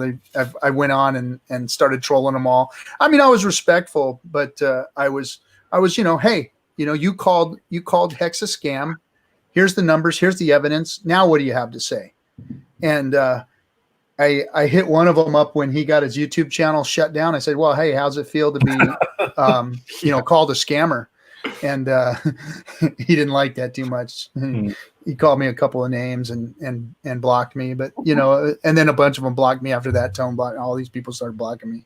So it was like, whatever, but get on social media and start putting the word out, get people involved in our channels, in our Telegram channel, get people involved with all the Twitter and stuff that's going on there, and support all these YouTube. I was on Hexo's show yesterday, telling everybody, hey, support the YouTubers, because I'm telling you, all the Hex YouTubers are solid, man. They've got some good content. They're putting good stuff out. They're putting good information out, and everybody's working real hard to try and get the word out. And of course, everybody's putting their and you guys make sure I get your links so that I can put your links up there for your referral links.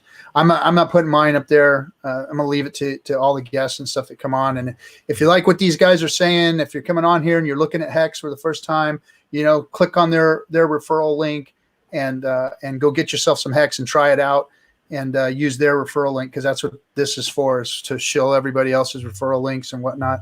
I'm just doing it as a service and to get to know everybody and to help Hex out. I want to change the FUD and the bullshit that everybody's saying about the community, because the community is not what they're saying they are. And I was on a show, and I won't even mention the name of it.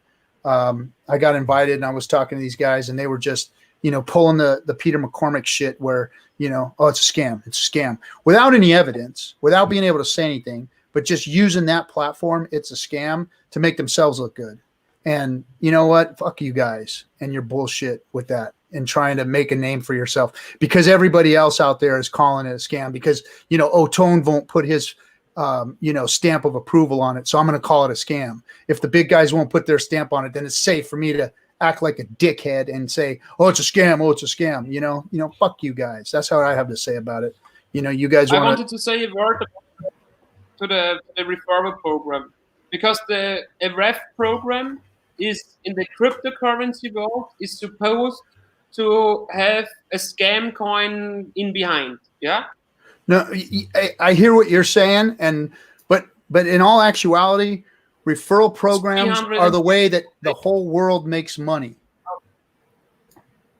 Yeah, well, that's the good thing about Hex, actually, that Richard pointed out, that there's only one level of referral, so it's impossible to be a pyramid. It's just like flat. And there's nothing wrong with pyramids either. I want to dispel the myths of the pyramids, the Ponzi's, and the bubbles. They're all different things, and they're all necessary things in capitalism, period. End of story. I don't care who the hell you are, what you think. Everything's a pyramid.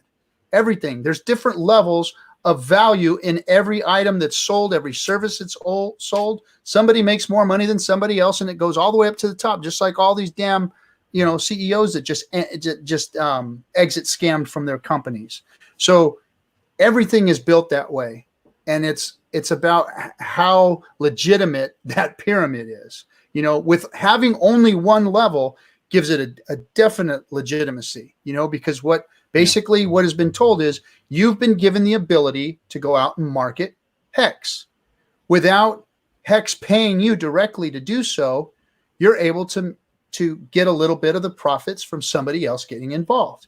It's a referral program. Everything's like that. Amazon has it. Every company that you work for, if you're a salesperson, it's a referral program. If you go out and sell something, you get a certain percentage of what it is you sell.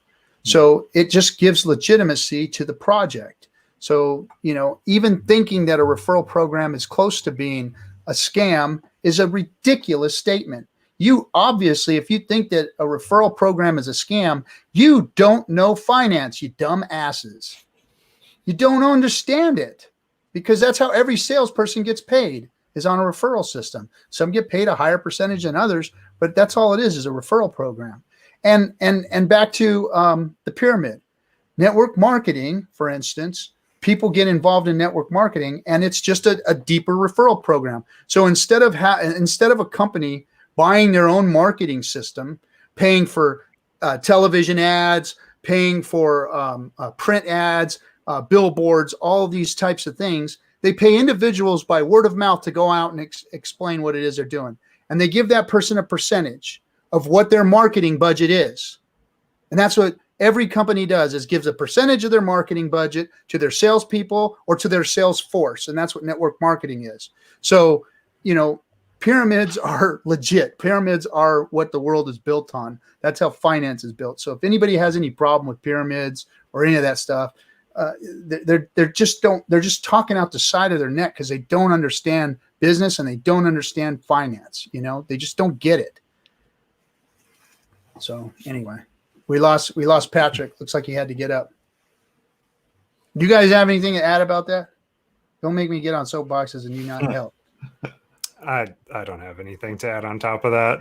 I think that was pretty good.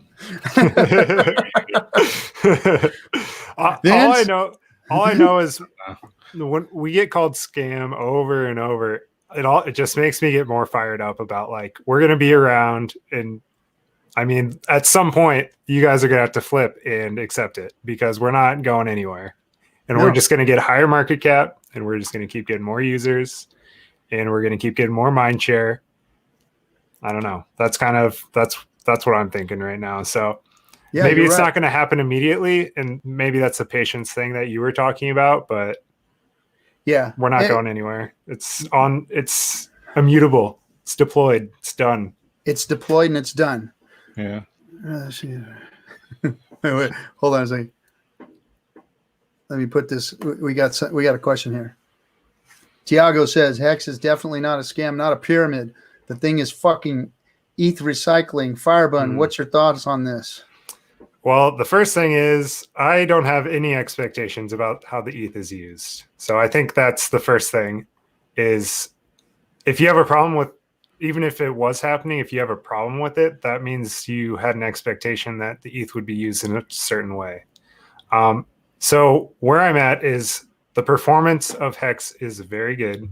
It's designed to appreciate in price. I've looked at I've looked through the addresses, and the ETH goes through a exchange, I think maybe Bybit or something. And at that point, you can't say whose ETH it is. So I think it's going to be a similar scenario to EOS, where people may suspect that that's what's happening, but it's going to be inconclusive by the time things are done. And the other thing about it is, I just think, how are you happy with how things are going so far? And if you are, then what's your concern?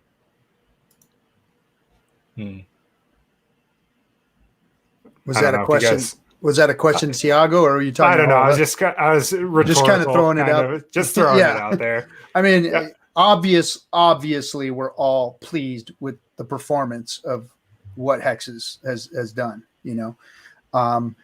Not only that, it's one thing for a new crypto to moonshot and not even moon, but to at least, see some great gains. Hex has had incredible gains. But usually when you see something like that, when you see gains like that, they're usually artificial, or you see, a big spike, but then you see the crash, and we don't see that. We see those R's, R. So it's up and steady, up and a little dip. I think we've only had really two real solid dips that, the dips are higher. They are getting down. They are getting less and less. The first one was 55. So actually 3. The first one was the huge one because people over FOMO'd on the first couple of days. Yeah. Yes. So we got like a 99% dip till the button. Then after end of January, beginning of February, we had a correction of 55%. And then with this one, it was like just 2 days, 40% and up 35% again.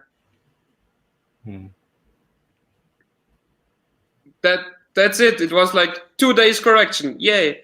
Yeah. So the dips are being less and less percentage wise every time. I think it's just taking little profits here and there, and it's just tapering off. Yeah. I think after the big payday, if the FOMO is huge before it, it might dip a bit more than those 40%. But who knows? It might only dip a third, and then because all the Bitcoin maximalists who claimed in the first 2 days or first week, they might want to go out, or they might want to sell us to the ground or something like that. But yeah, we will see what happens. I'm looking forward, and something I'll have to look into again is at one point, it's probably been about 2 months since the last time I ran it, but I have information stored where I can see if somebody that claimed also participated in the adoption amplifier. Mm-hmm. Oh, I guess I could check Uniswap too now. But that's an interesting metric to see, because everyone just assumes that these free claimers are going to dump their coins, but they can't. They can't. They can't on one day. It's because it's spread out, right? Yeah. But one thing, when I looked into it a little bit ago, was about 45% of them actually participated in the transform lobby as well. So they're not just free claiming.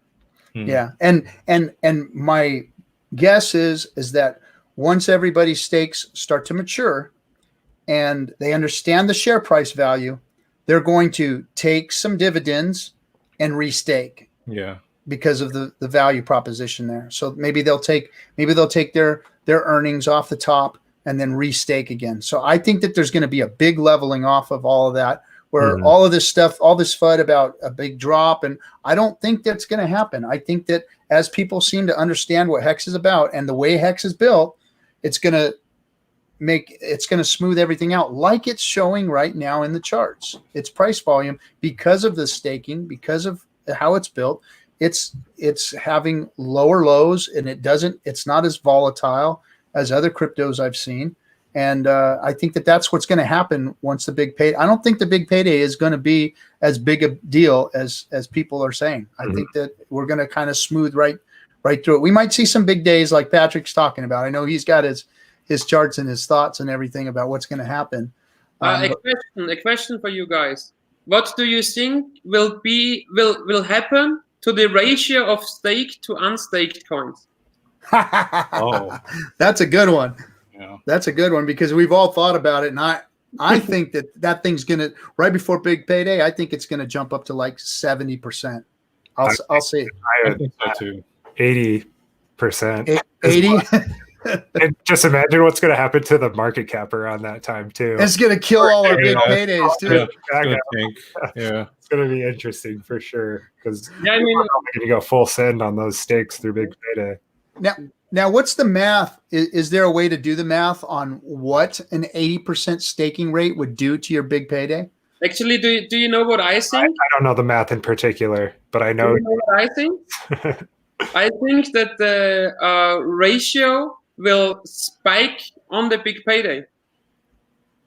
The ratio as far as what? How many people? Because like the whole payout of the big payday goes only to the stakers.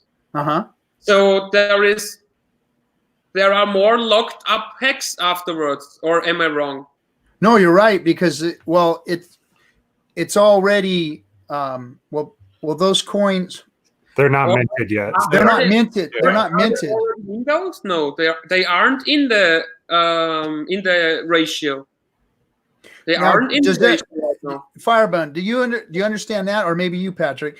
When big payday comes, we will. So all of our stakes that are out, 10, 15, 5, 10, 15 years, whatever, we're going to get big payday on those on big payday, not on the day that they are matured, but on the day of big payday. So will you have to mint those coins at that point? Will they automatically be minted, or will that just be given to you in a share price for that stake? I don't think it's any of those, actually. I think when you end your stake, it's going to go across all the days that you participated in and give you a payout. And then it just, I think it combines those or sums them together. It's more specific than that, I'm sure. But I believe that's how the system works, is it will iterate over all the days that you performed in. If it was a big payday, then I think you get a cut of that at that time. But nothing changes as far as your shares or additional hex on big payday in particular, from my understanding. So the code calculates your payout each and every day. So even on the big payday, it just gives you a much more calculation of that specific day.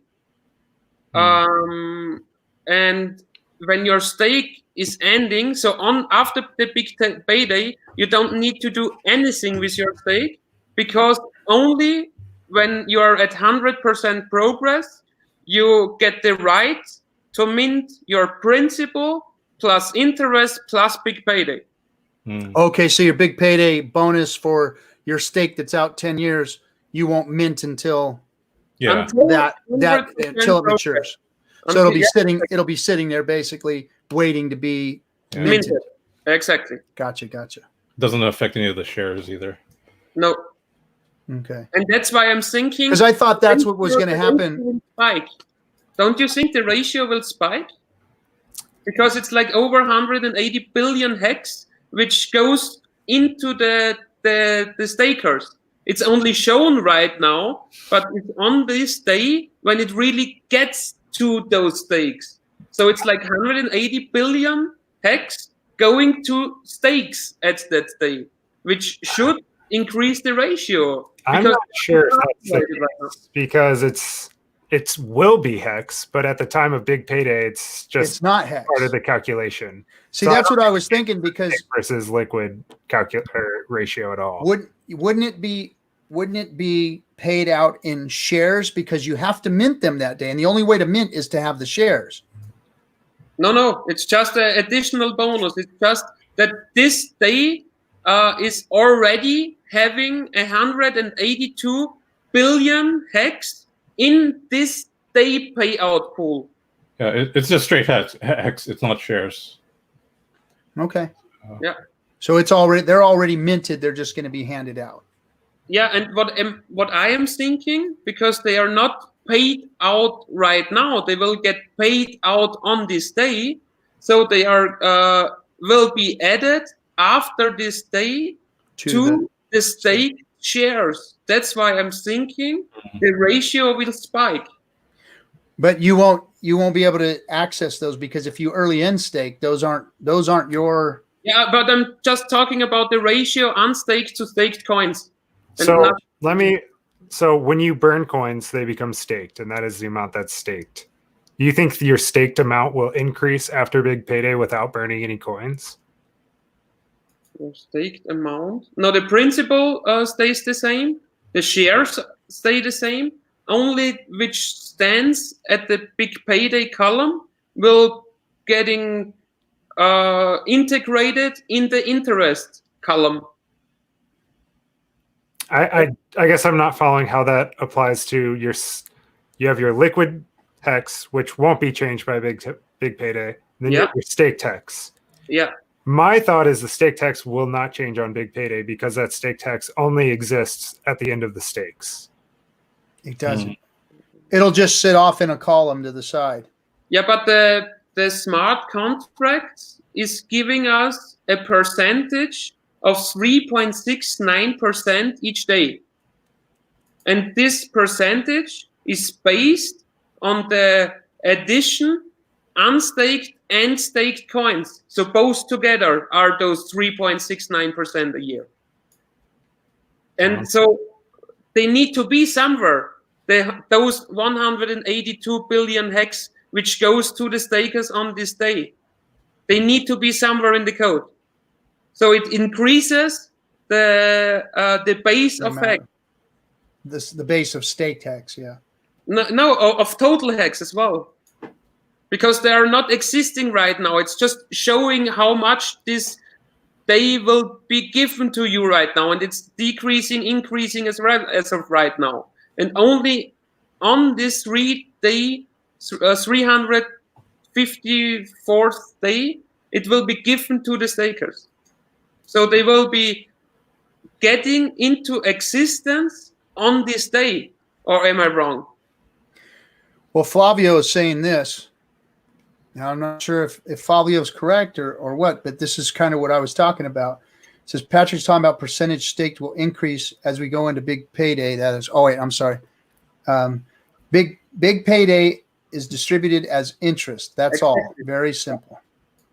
But this interest is existing in the whole hex, like staked and unstaked. So the staked hex will increase by at least 182 billion hex. Oh, so you're saying the big payday payout will skew the ratio much more towards staked hex. Exactly. Stake hex. I'm Yeah. thinking Sure that we have.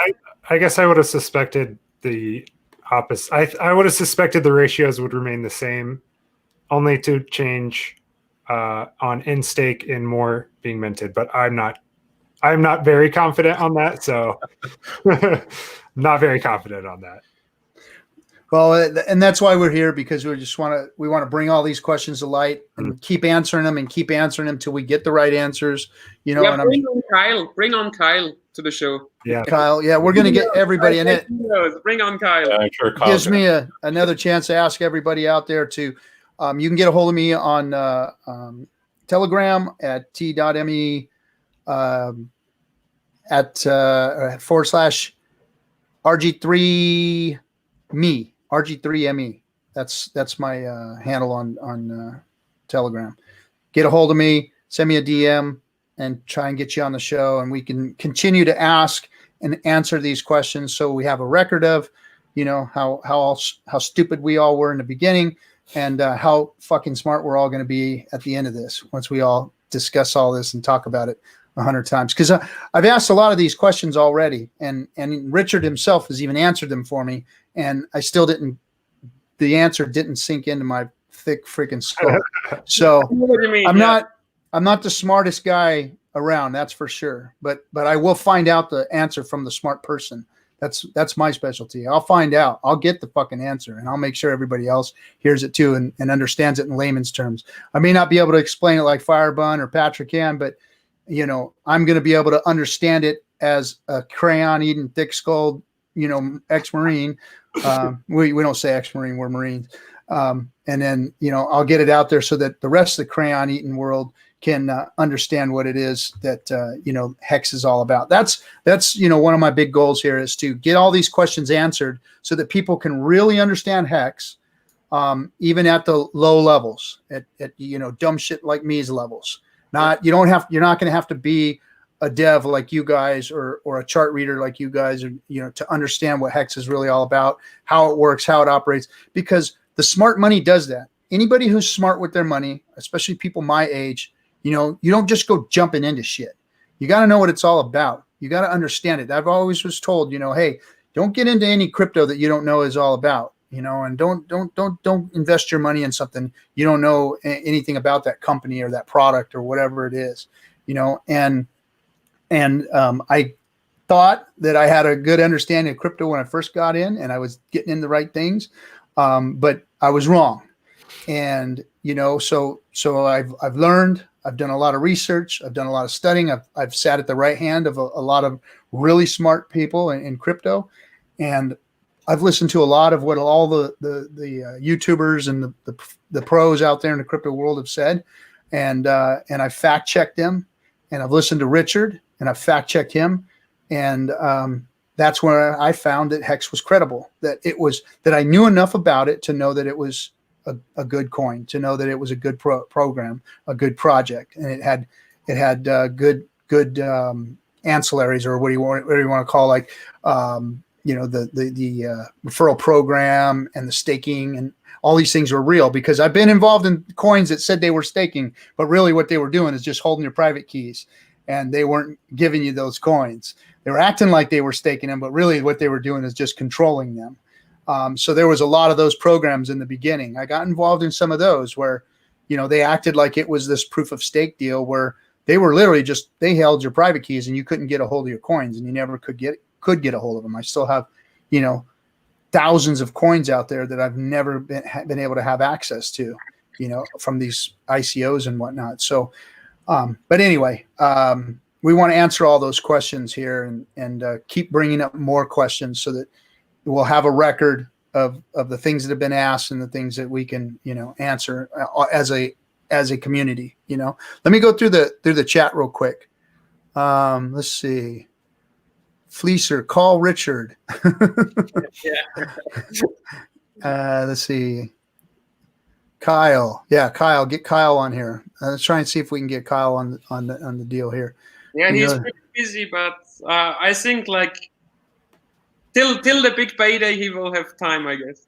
Yeah, it's a smart dude. To explain us like how this big payday works exactly. Yeah, that's gonna be good. And then I'm gonna keep asking the questions so that I can understand. I mean, I know I've heard the answers a lot of times, but I don't know if it's really sunk in, because if it hasn't sunk in for me, it might not have sunk in for a lot of people out there. I may be dumber than most, but I know that I'm not dumber than some. So those people need to understand HEX. They need to understand what this is about, so that, you know, there's no doubt in the community as to what we're getting involved in, what this is, how it works for you, and how it's going to work for, you know, your future and your investments and your family and all that. Because that's what we're talking about. We're talking about people's money here. So it's an important thing. It's, you know, maybe not so much for you guys at a young age, but at an older age like me, money is a real damn important thing, you know. And, you know, moving into the future and having kids going to college and you know, daughters getting married and you know, trying to retire and trying to have some kind of a good retirement life, you know, it's important. So I want to make sure that we as a community get the answers to all the questions that everybody has, and put legitimacy into who we are as the HEX community, and not a bunch of fucking crazy ass Kool-Aid drinking, cutting chickens' heads off and sitting in a room praising fucking Richard. So you can kiss my ass on all that stuff, you guys out there. You guys aren't laughing. You're supposed to laugh. No, you have to laugh. Now you have to laugh. Because that's what they're running around saying in the crypto community. Yeah, I mean, it's a good point though. Like we really do have a good community, and awesome. I never seen anything like it. It's cool that we have a platform like this to, you know, show off some of the people from the community. So yeah, and there are not, I guess not all, but all the promoters I have get in touch with as of right now, everybody wants to help. Everybody wants to explain, you know. Exactly. Everybody sees that we have a finished product here and just want to explain the details of this first finished cryptocurrency. Yeah. Finished. No, finished. You know, and that's why I'm doing this, is because, you know, I got involved in a lot of different things that made a lot of promises that never came true because they were never finished. Me too. And this is finished. Yeah. And I want people to understand what it is, understand what they're getting involved in, and understand that there is something better out there in the crypto world than what we've been given. We've been given a bag of shit, and everybody has those shit bags and they're still shilling them. And HEX isn't a bag of shit. It's a good project. It's a done project. And yes, there's a lot to learn about it, and it takes a little bit to understand it. But once the community gets it out there and everybody knows who we are, what we're about, and what the coin is about and what it does, then, you know, then we're doing a service. And that's what this is for, is just to do a service. I want people that got involved in crypto for a reason to have that reason. And I want to call this, and I gotta give credit to who was it? Oh, why so many names, so many different names. Give me a quick second here. I want to give credit to him. I'll give him credit later when I find him. I don't want to hold things up. But I'm in a separate chat right now. We're putting together a media program for HEX. We're trying to get we're trying to get on a big platform. Get HEX and get Richard in front of somebody very important in the entertainment world.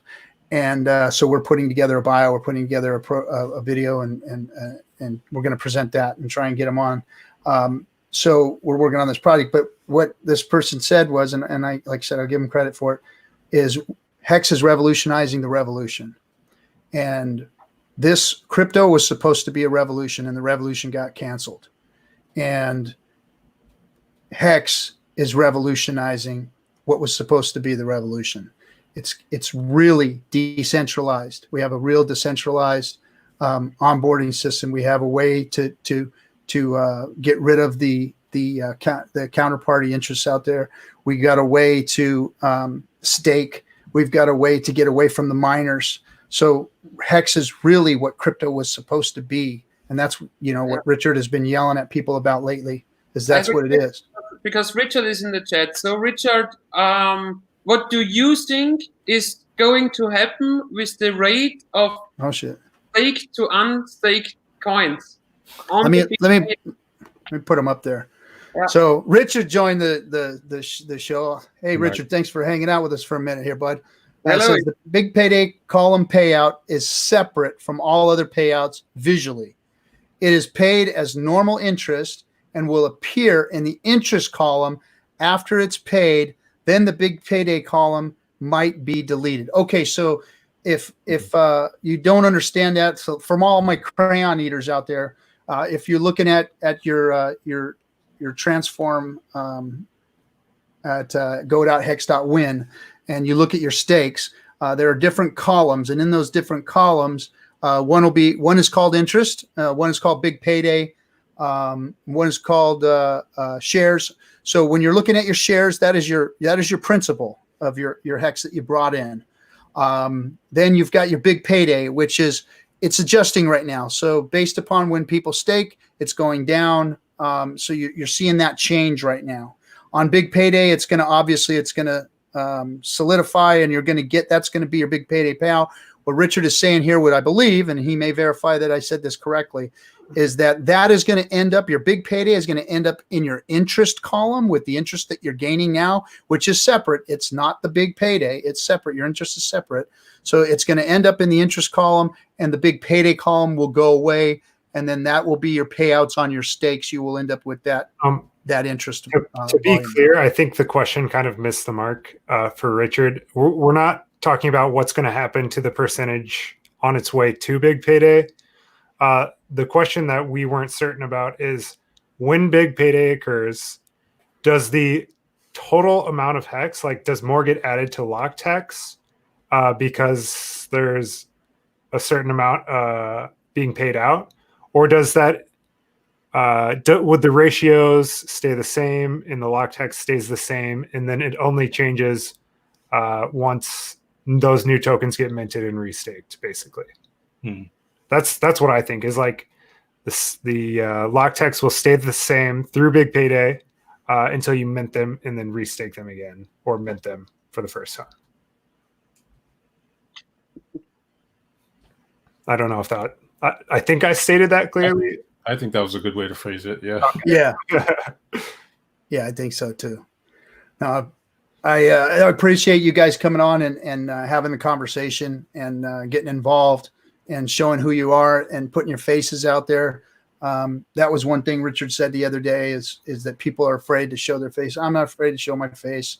I only do the half, secure thing to just keep too many people from knowing who I am. It's just a super large payout. Yeah. But just a one-time payout of hex, basically. Yeah, and then it sits on your stake until mature. The total base, the total existing hex, will increase as well. And it doesn't exist until the stakes end. They won't exist till the stakes end. Are you sure? Well, there's only one way to find out. Let me know in 10 years when your 10-year comes. They exist, but you are not able to mint them without a penalty, but they already exist. I don't think they exist. Well, it's just like normal interest, where the interest doesn't exactly exist until you mint it. Just like normal interest does, is what Richard said. But the code calculates the 0.0% of the whole hex space as a daily payout. So after the big payday, it should take a higher base. Because why are we talking about 600 to 650 billion if we don't include those 182 billion from the big payday? No, okay. And Richard says no coins ever exist until you mint them, and that was my thought, because I've always heard that, and only you can mint hex, of course. That's Okay, yeah, and, they're all burned when you start the stake. So, yeah. But which base takes the contract for giving you for it doesn't exist from what pool? Yeah, it doesn't exist, Patrick, until it just exists on paper until you mint that interest, until you mint them. When you claim, you're going to mint them. Yeah. So they don't exist. It won't be a circulating supply or a stake supply. They won't be there until that stake actually matures. That's when they'll come into existence, and you bring them into existence. Yeah. So. Right on. All right, guys. I don't want to get. We've already been on for 2 hours. Wow. So, anybody want to add anything else to the community? Shill anything that you guys got as far as hex related? Firebun. I don't really have. You guys probably have seen the sites that I put together. Hex.vision. That's all I got. Just keep doing what you're doing, guys. We're on a good trajectory. More social media accounts, though. Get on Twitter, even if you don't like it.